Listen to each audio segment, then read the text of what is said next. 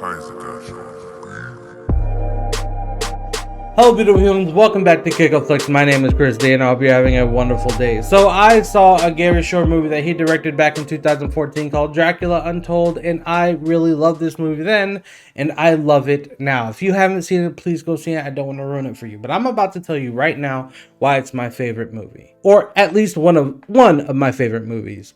Because it really is. Well, as far as the Dracula series goes, I just really like it. And it's for the simple fact is there's vulnerability and the flow in the story.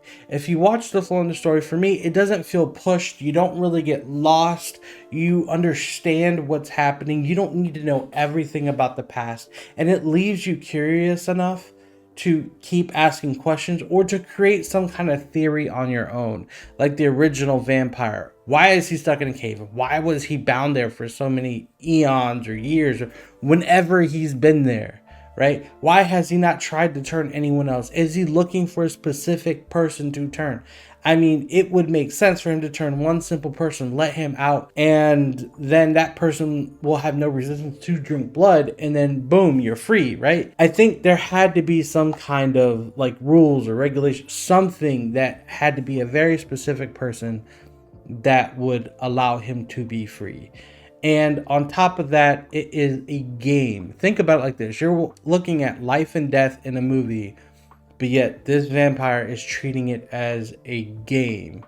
And then when Dracula, Vlad the Impaler starts to become Dracula, or within the 3 days that he hadn't drank blood, to see him learn intuitively with instinct and skill that he's learned from his past on how his body is manifesting with these powers, and to see him fight the resistance, I think that is purely ingenious to say that even though technically on the inside he is dead and he has these cravings, he has the will to fight the bloodlust.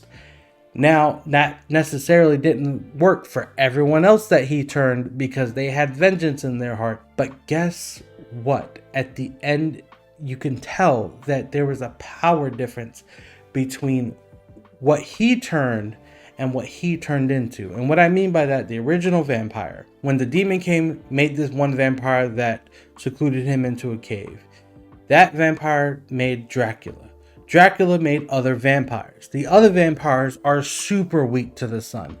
I mean, if you actually look at it, Dracula's body didn't disintegrate in the sun. It only turned, just lightly dead, almost as if you're still trying to decay, and then a little bit of blood brought him back to life.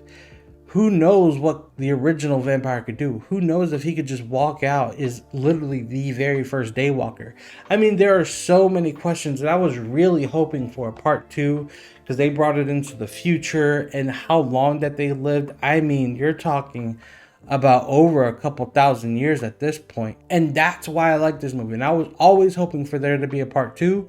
But in general, what I think I could do is, in my mind or imagination, turn that into Blade. I don't know. I just kind of weird like that. But either way, let me know if you've seen this movie down in the comments. I really do like this movie for those simple reasons. But if you like what I'm doing, subscribe, hit that like button because it does help me out with that YouTube algorithm. And hit that bell notification for every time I post. You won't miss anything. And please don't forget to kick up and not down. And I will see you the next time I post. Peace.